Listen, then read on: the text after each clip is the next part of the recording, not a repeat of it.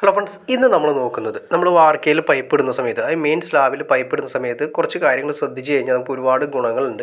അപ്പോൾ നമ്മൾ നോക്കി അറിയാൻ പറ്റും. നമ്മളിവിടെ കൊടുത്തിരിക്കുന്നത് ഒരു ജംഗ്ഷൻ ബോക്സ് ഉപയോഗിച്ച് ചെയ്തിരിക്കുന്നതാണ്. അപ്പോൾ നമുക്കിവിടെ കൊടുത്തിരിക്കുന്നത് നമുക്കൊരു ഹുക്ക് വരുന്നുണ്ട്, ഫാനിൻ്റെ ഹുക്ക് കാര്യങ്ങൾ വരുന്നുണ്ട്. ആ ഫാനിൻ്റെ ഹുക്ക് കൊടുത്തിരിക്കുന്ന ഏരിയ നിങ്ങൾക്ക് കാണാൻ സാധിക്കും. അതിനുശേഷം നമ്മളൊരു ജംഗ്ഷൻ ബോക്സാണ് അവിടെ കൊടുത്തിരിക്കുന്നത്.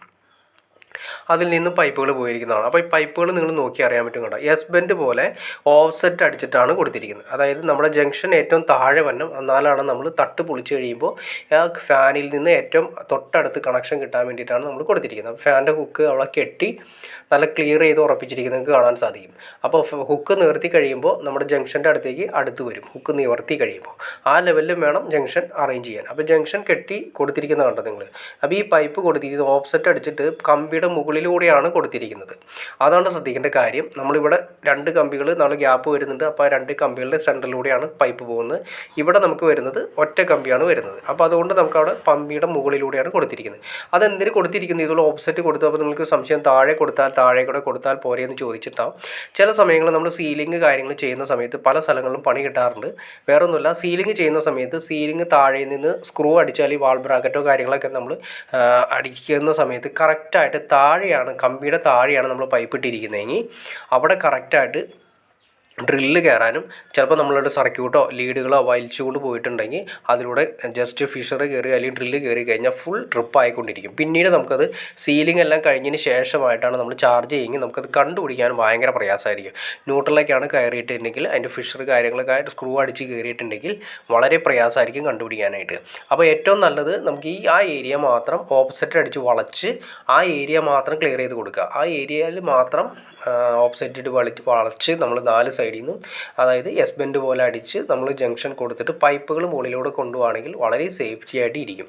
അപ്പോൾ നമ്മൾ പറഞ്ഞ പോലെ തന്നെ അപ്പോൾ സീലിങ്ങിൽ വരുന്ന സമയത്ത്, അതായത് ജിപ്സം സീലിംഗ് വരുന്ന സമയത്താണ് ഈ പ്രശ്നങ്ങൾ വരുന്നത്. ജിപ്സം സീലിങ്ങിൻ്റെ ആ ജിപ്സം ഉറപ്പിക്കാൻ വേണ്ടി നമ്മുടെ വാർക്കയിലേക്ക് ഡ്രില്ല് ചെയ്യുന്ന സമയത്ത് ചിലപ്പോൾ സർക്യൂട്ടിലോ അതുപോലെ തന്നെ പല പൈപ്പുകളിലും കയറുന്നതായിട്ട് കാണാൻ സാധിക്കും. പിന്നീട് ആ കംപ്ലയിൻറ്റ് കണ്ടുപിടിക്കാൻ ഹൈ റിസ്ക് ആയിരിക്കും.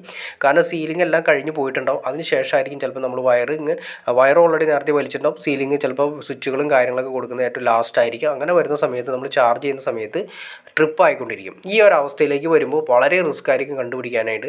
അപ്പോൾ ഏറ്റവും നല്ലത് പൈപ്പുകൾ നമ്മൾ വാർക്കയിലൂടെ പൈപ്പ് ഇടുന്ന സമയത്ത് 2 കമ്പി സെക്ഷൻ വരുന്നുണ്ടെങ്കിൽ അതിൻ്റെ സെൻറ്ററിലൂടെ ഇടുകയാണെങ്കിൽ അത്രയും റിസ്ക് ഉണ്ടാവില്ല. കാരണം ഡ്രില്ല് ചെയ്താലും ഏകദേശം ഒരു 6 ഇഞ്ച് അല്ലെങ്കിൽ 4 ഇഞ്ച് കനം വാർക്കയ്ക്ക് ഉള്ളത് കൊണ്ട് അതിൽ ഡ്രില്ല് ചെയ്യാനുള്ള ചാൻസ് കാര്യങ്ങൾ കുറവാണ്.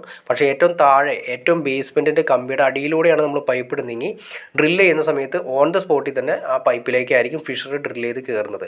അപ്പോൾ ചിലപ്പോൾ സീലിംഗ് വർക്ക് ചെയ്യുന്ന ആളുകൾ ചിലപ്പോൾ നമ്മളോട് പറയണമെന്നില്ല, അവരുടെ പണി ക്ലിയർ ചെയ്ത് പോയിട്ടുണ്ടാവും. പക്ഷേ അതിൻ്റെ അകത്ത് കിടക്കുന്ന വയറുകൾ ഓൾറെഡി ഷോർട്ടായിട്ടുണ്ടാവും. അങ്ങനെയാണ് ട്രിപ്പിംഗ് ലെവലിലേക്ക് വരുന്നത്. അപ്പോൾ ഇത്തരം കാര്യങ്ങൾ ശ്രദ്ധിച്ചാൽ വളരെ റിസ്ക് പിടിച്ച രീതിയിൽ നിന്ന് നമുക്ക് ഒഴിവാക്കി വളരെ സിമ്പിളായിട്ട് നല്ല രീതിയിൽ തന്നെ നമുക്ക് കൈകാര്യം ചെയ്ത് കസ്റ്റമറിന് നല്ല രീതിയിൽ തന്നെ വീട് കാര്യങ്ങൾ നമ്മുടെ ഇലക്ട്രിക്കൽ വർക്ക് ക്ലിയർ ചെയ്ത് കൊടുക്കാൻ സാധിക്കും. അപ്പോൾ ഓക്കെ ഫ്രണ്ട്സ്, നിങ്ങൾക്ക് എന്തെങ്കിലും ഡൗട്ട്സോ കാര്യങ്ങൾ തീർച്ചയായിട്ടും കമൻറ്റ് ചെയ്യാനും മടിക്കരുത്. അതുപോലെ തന്നെ ചാനൽ സബ്സ്ക്രൈബ് ചെയ്യാനും മടിക്കരുത്. എന്നാൽ മാത്രമേ നമുക്ക് ഇതുപോലെ ഇൻഫർമേറ്റീവായി വീഡിയോസ് ചെയ്യാനുള്ളൊരു ഇൻസ്പിറേഷൻ ലഭിക്കുള്ളൂ. അപ്പോൾ തീർച്ചയായിട്ടും ചാനലൊന്ന് സബ്സ്ക്രൈബ് കൂടി ചെയ്തേക്കാം. ഓക്കെ ഫ്രണ്ട്സ്, അടുത്ത വീഡിയോയിൽ കാണുന്നവരെ, അതുകൂടാതെ ലൈക്ക് കൂടി ചെയ്തേക്കാം. ഓക്കെ ഫ്രണ്ട്സ്, അടുത്ത വീഡിയോയിൽ കാണുന്നവരെ ഓക്കെ.